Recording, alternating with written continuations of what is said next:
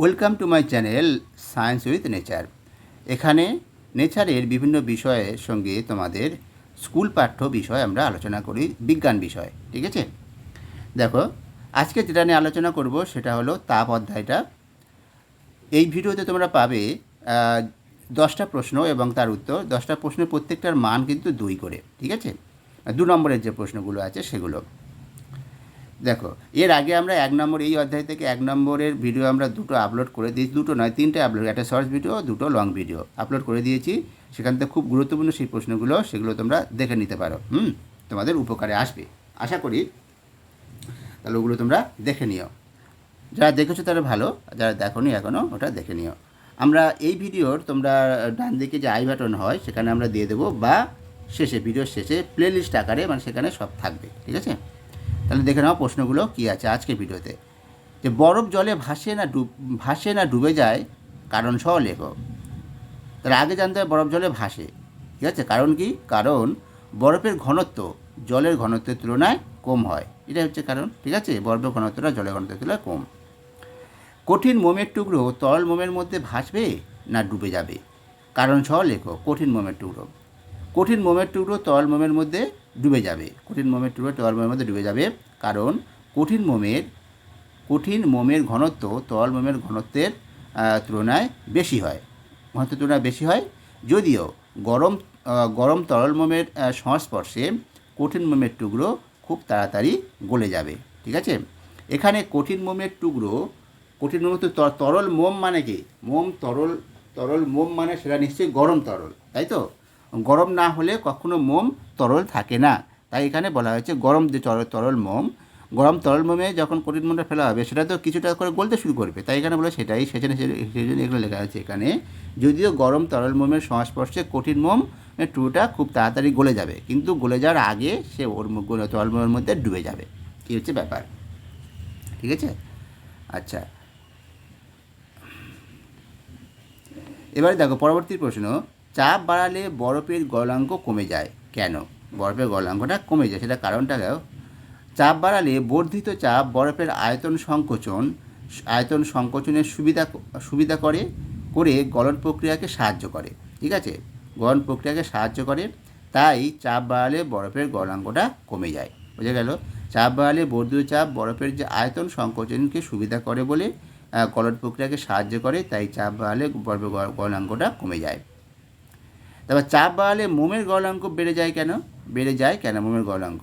চাপ বাড়ালে বর্ধিত চাপ মোমের আয়তন বৃদ্ধিতে অসুবিধা করে, তাহলে গলন প্রক্রিয়াকে বাধা দেয়, তাই চাপ বাড়ালে কী হয়? মোমের গলনাঙ্কটা বেড়ে যায়। ঠিক আছে, গলনাঙ্কটা বেড়ে যায়।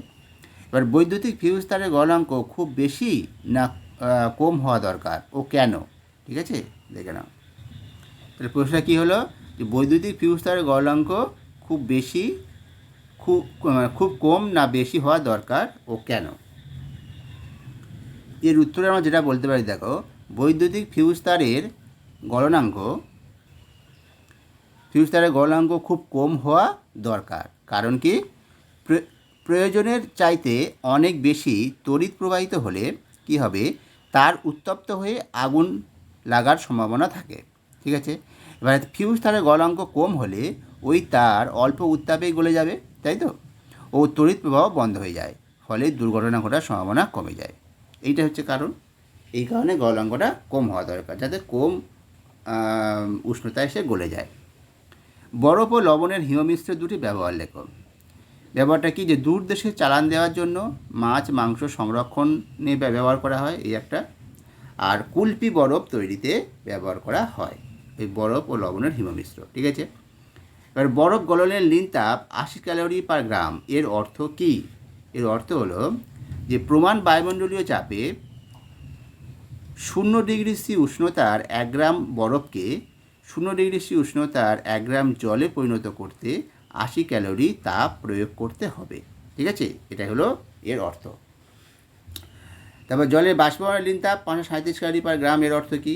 এর অর্থ হলো বাষ্পীভবন মানে জল থেকে বাষ্প হচ্ছে, তার মানে অর্থটা কি? যে প্রমাণ বায়ুমণ্ডলীয় চাপে, সব ক্ষেত্রে প্রমাণ বায়ুমণ্ডলীয় চাপে বলতে হবে, 100 ডিগ্রি সি উষ্ণতার 1 গ্রাম জলকে 100 ডিগ্রি সি উষ্ণতার 1 গ্রাম বাষ্পে পরিণত করতে 537 ক্যালোরি তাপ প্রয়োগ করতে হয়, এখানে প্রয়োগ করতে হবে। ঠিক আছে, এবার দেখো, জলের কঠিন ভবনের লিনতাপ 80 ক্যালোরি পার গ্রাম, এর অর্থ কী? যেমন বরফ গলনের লিনতাপ দেখেছি 80 ক্যালোরি পার গ্রাম, আর জলের কঠিন ভবনের লিনতাপও 80 ক্যালোরি পার গ্রাম, কিন্তু এর অর্থ একটু আলাদা। দেখে নাও কি, যে এর অর্থ হলো প্রমাণ বায়ুমণ্ডলীয় চাপে 0 ডিগ্রি উষ্ণতার 1 গ্রাম জলকে 0 ডিগ্রি উষ্ণতার 1 গ্রাম বরফে পরিণত করতে জল থেকে 80 ক্যালোরি তাপ আমার নিষ্কাশন করতে হবে। ঠিক আছে, 80, ওখানে কী ছিল, প্রয়োগ করতে হয়েছিল, এখানে নিষ্কাশন জল থেকে 80 ক্যালোরি তাপ নিষ্কাশন করতে হবে। এটা হলো এর অর্থ। তারপরে বাষ্পের ঘনীভবনের লিনতাপও 537 ক্যালোরি। জলের বাষ্পীভবন লিনতাপ যেমন 537 ক্যালোরি পার গ্রাম, আর বাষ্পের ঘনীভবন লিনতাপও 537 ক্যালোরি পার গ্রাম। তাহলে এর অর্থ কী?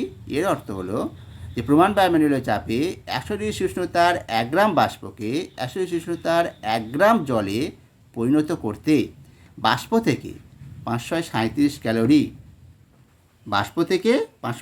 ক্যালোরি তাপ নিষ্কাশন করতে হবে। ঠিক আছে, এটাই ছিল এর অর্থ। তাহলে আজকের এই ভিডিওতে এই 10টা প্রশ্ন 2 নম্বরের এবং তার উত্তর আমরা জানলাম। ঠিক আছে, তোমাদের কেমন লাগলো অবশ্যই তোমরা জানাবে, কমেন্ট করে জানাও। আর ভালো লাগলে অবশ্যই লাইক দিও। আর যারা সাবস্ক্রাইব এখনই করোনি, করে নাও সাবস্ক্রাইবটা, কারণ এই ধরনের ভিডিও তোমরা এই চ্যানেলে পাবে। তাহলে আজকে এই পর্যন্ত, ভালো থেকো।